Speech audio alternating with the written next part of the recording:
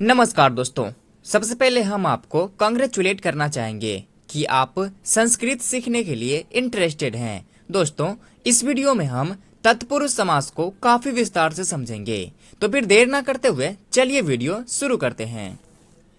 तत्पुरुष समास। तत्पुरुष समास में दूसरा पद यानी कि उत्तर पद प्रधान होता है। जैसे हमारे पास 3 वाक्य है।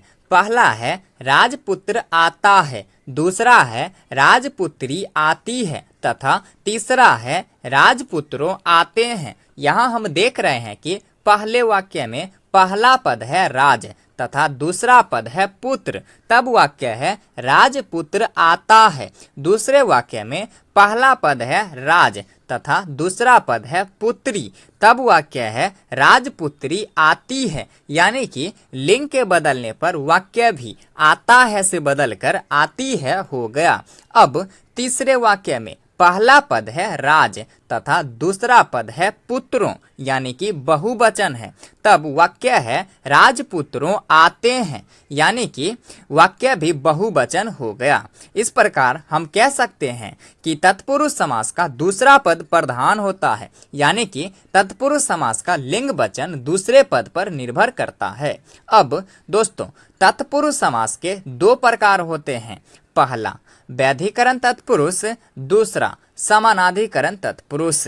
वैधिकरण तत्पुरुष के दोनों पदों में अलग अलग विभक्ति होती है, जबकि समानाधिकरण तत्पुरुष के दोनों पदों में समान विभक्ति होती है। वैधिकरण तत्पुरुष में द्वितीया से सप्तमी विभक्ति का प्रयोग होता है, इसे विभक्ति तत्पुरुष भी कहते हैं तथा समानाधिकरण तत्पुरुष के अंतर्गत कर्मधारय तथा द्विगु समास आता है। आइए अब हम पहले वैधिकरण तत्पुरुष के विभक्ति तत्पुरुष को समझते हैं, इसके बाद हम समानाधिकरण तत्पुरुष के कर्मधारय तथा द्विगु समास को समझेंगे। दोस्तों, विभक्ति तत्पुरुष में सबसे पहले है द्वितीया तत्पुरुष। इसके प्रथम पद में द्वितीया विभक्ति लगी होती है जो समास हो जाने पर लुप्त हो जाती है। जैसे शरणम आगतः यानी कि शरण में आया, यहाँ शरणम में द्वितीया विभक्ति लगी हुई है, इसका समास होगा शरणागतः।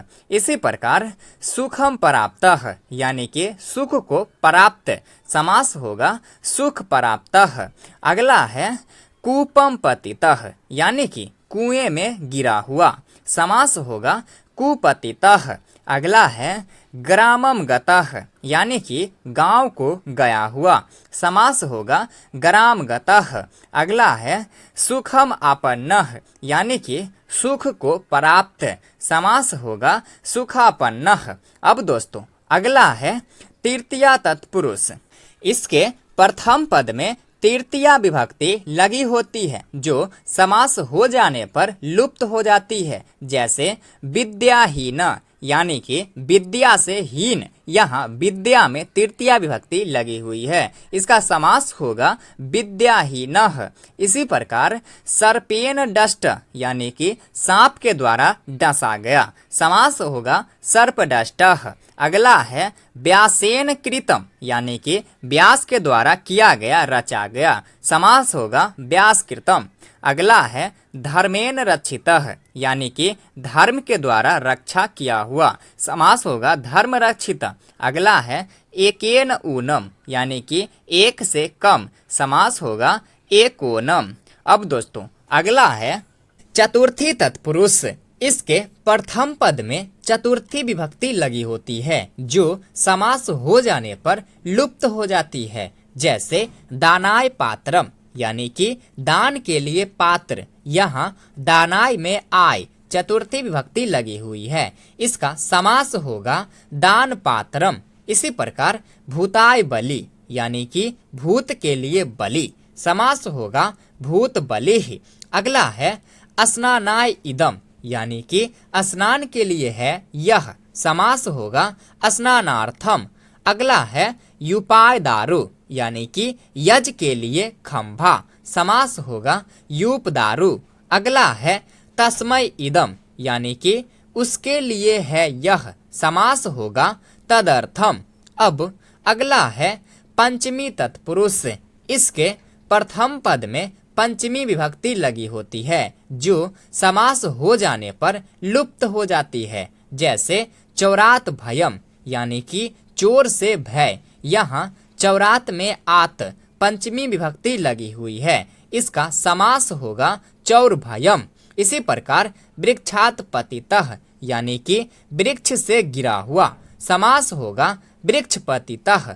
अगला है सिंहात भीतः यानी कि शेर से डरा हुआ, समास होगा सिंह भीतः। अगला है रोगात मुक्तः यानी कि रोग से मुक्त, समास होगा रोग मुक्तः। अगला है पथः भ्रष्टः यानी कि पथ से भटका हुआ, समास होगा पथ भ्रष्टः। अब अगला है षष्ठी तत्पुरुष। इसके प्रथम पद में षष्ठी विभक्ति लगी होती है जो समास हो जाने पर लुप्त हो जाती है। जैसे राज्य पुरुषः यानी कि राजा का पुरुष। यहाँ राज्य में षष्ठी विभक्ति लगी हुई है, इसका समास होगा राजपुरुषः। इसी प्रकार देवानाम भाषा यानी कि देवताओं की भाषा, समास होगा देव भाषा। इसी प्रकार गंगायाः जलम यानी कि गंगा का जल, समास होगा गंगा जलम।